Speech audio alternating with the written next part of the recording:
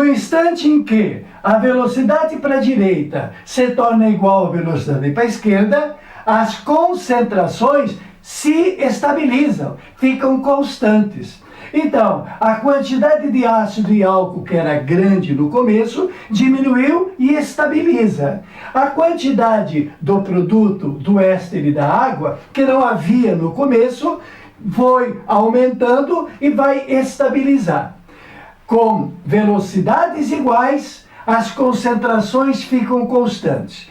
Concentrações constantes, dá para determinar a sua constante de concentração.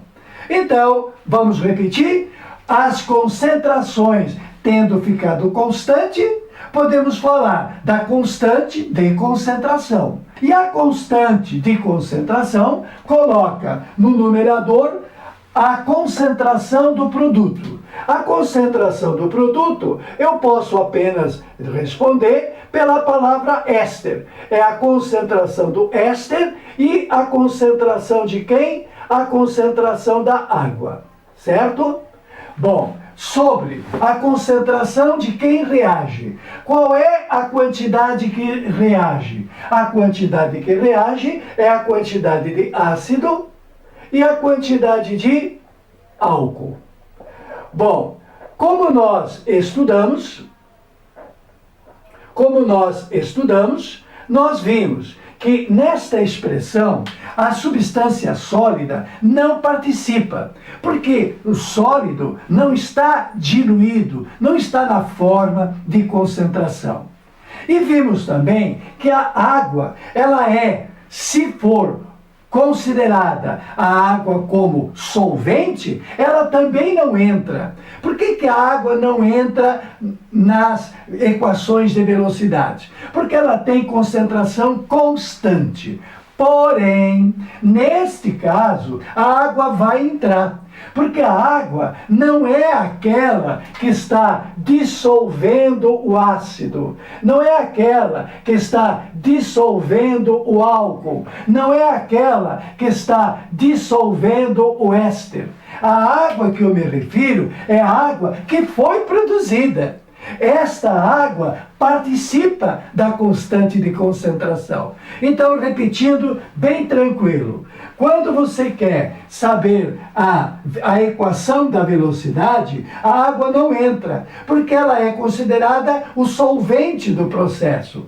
Mas num caso em que ela é produto da reação e que é integrante da volta do processo, ela é uma substância ativa na reação. Então ela participa. Bom, então os expoentes são todos 1, porque é 1 para 1 para 1 para 1. Beleza. Então, vamos lá. Qual é a quantidade de éster? Perdão. Qual é a quantidade de éster? Qual é a quantidade de água? Qual é a quantidade de ácido? E qual é a quantidade de álcool? Essa expressão vai me responder a pergunta: qual é a constante de equilíbrio? Só que os valores são os valores, esses valores são valores do equilíbrio. São os valores do equilíbrio. Meu amigo, então eu vou ter que descobrir quanto que tem de cada um no equilíbrio.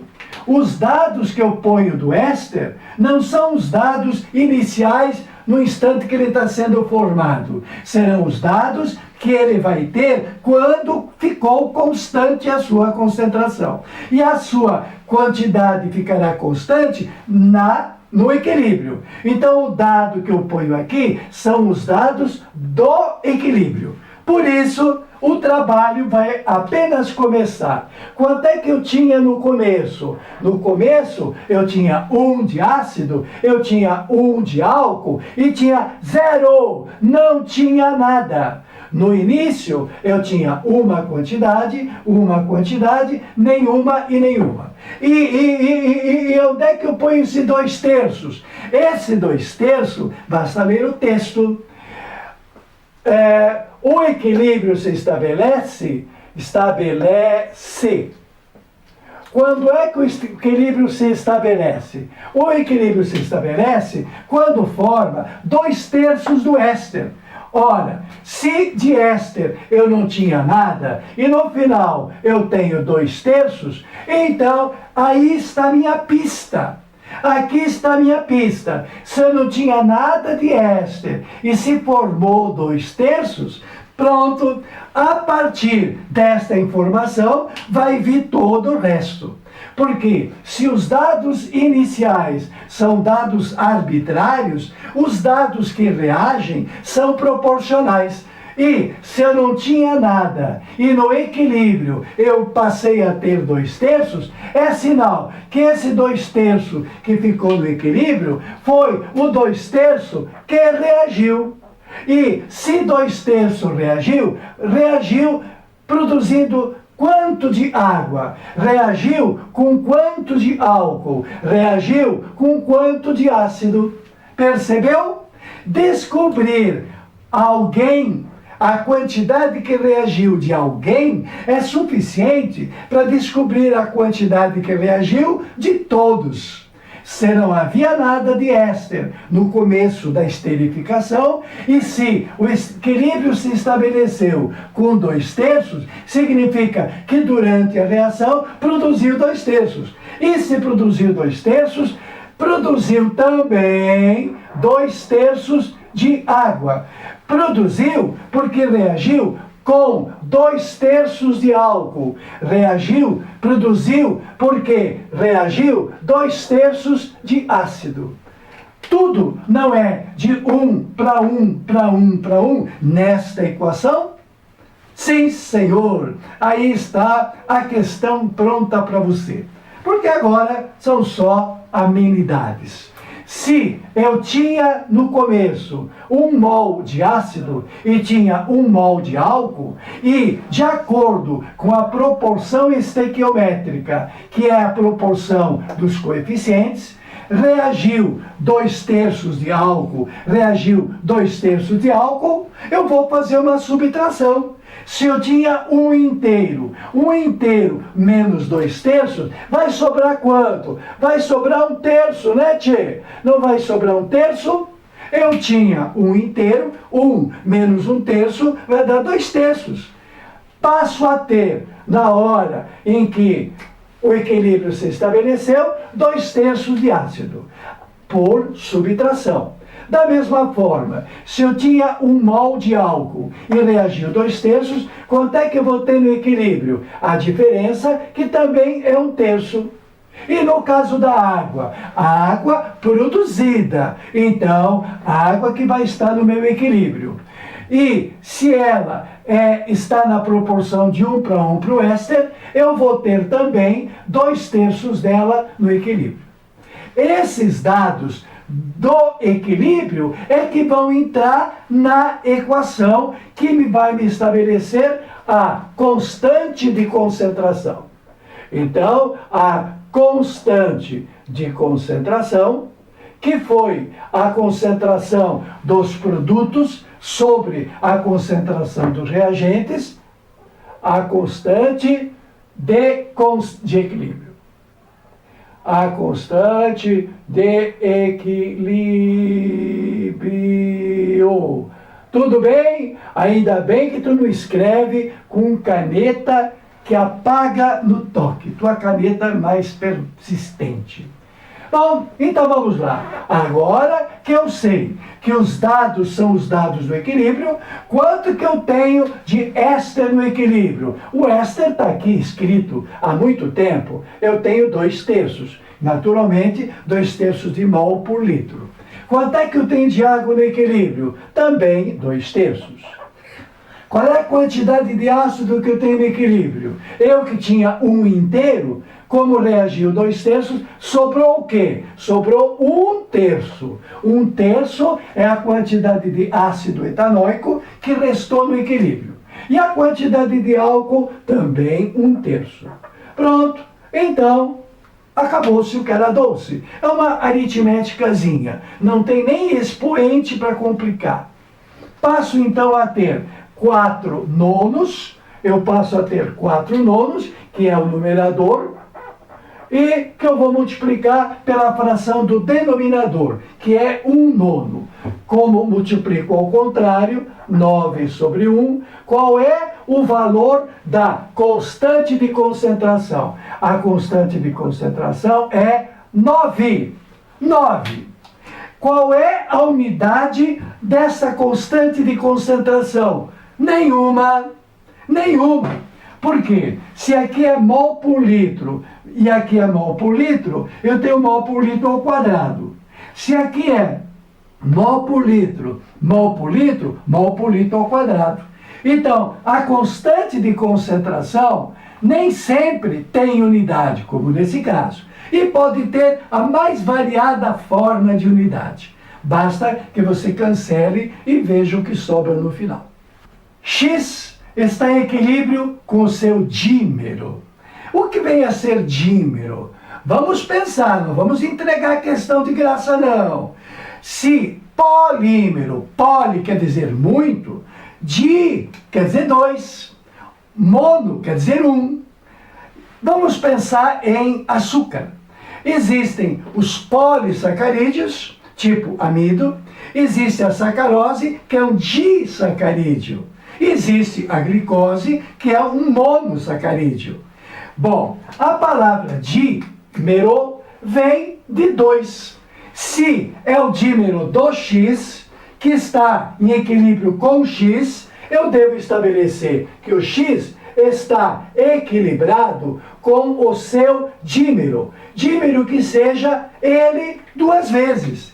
Dímero é a substância ligada entre si, formando uma coisa só. Isso é muito comum em química orgânica, principalmente, com moléculas pequenas. As moléculas pequenas, tipo ácido metanoico. O ácido metanoico, também chamado fórmico, facilmente cria dímero. Por quê? Uma segunda molécula do mesmo composto vai ficar engraçando com a primeira por polaridades contrárias. A polaridade positiva do H da segunda molécula vai ficar ligada por ligações de hidrogênio com o O negativo da primeira molécula. E da mesma forma, esta ligação intermolecular. Então, uma molécula de ácido fórmico, ele não existe sozinho. Ele sempre se apresenta na forma dímera, que é a fórmula dobrada, que é o nosso caso. Se o X está em equilíbrio com o seu dímero, claro, o balanceamento vai exigir que sejam 2x para dar equilíbrio com o x2. Bom, aí resolveu o problema, porque a expressão do Kc, que é a concentração do produto, que é o x2, a quantidade de mol por litro de x2, dividido pela concentração do reagente, que é x. O que vai é a substância. Os coeficientes, respectivamente 1 do x2 e 2 do x, será o expoente da concentração do x. Se eu tivesse os números, eu substituiria. E aí então me daria uma quantidade que será mol por litro em cima e mol por litro embaixo ao quadrado. Então me daria um número cujo expoente seria mol por litro na menos 1. Aí daria mol menos 1, litro na mais 1. Bom, mas a pergunta da FUVEST dessa aqui, ela é ótima. Ela remonta ao início. O que vem a ser equilíbrio químico? Equilíbrio químico é quando as reações acontecem reversivelmente. Se a equação acontece reversivelmente, num determinado instante, as velocidades ficam iguais. As concentrações ficam constantes. Velocidades iguais, concentrações constantes. Então, a quantidade de reagente que diminuiu não vai diminuir mais. E a quantidade de produto que se criou e uma parte voltou para a esquerda, a quantidade que tem na hora do equilíbrio não vai diminuir e não vai crescer mais. É justamente aí é que entra a questão. Se o equilíbrio químico fosse como o ácido, como o álcool, o éster e a água, quem é que tu encontra no equilíbrio? No equilíbrio, meu amigo, tu vai encontrar todos eles. Então, qual a conclusão? Depois de alcançar o equilíbrio, os reagentes continuam dando os produtos e os produtos continuam dando os reagentes numa situação microscópica contínua. O equilíbrio dinâmico significa que a figura que melhor representa o equilíbrio é a última figura, na qual todos os participantes estão representados. A molécula de nitrogênio em vermelho, as moléculas de hidrogênio em moléculas de cor negra e as moléculas de amônia. Se todos os participantes estão representados, representa a situação em equilíbrio. Porque os reagentes, se fosse apenas uma reação direta, eles se transformariam nos produtos, só teria produto no final.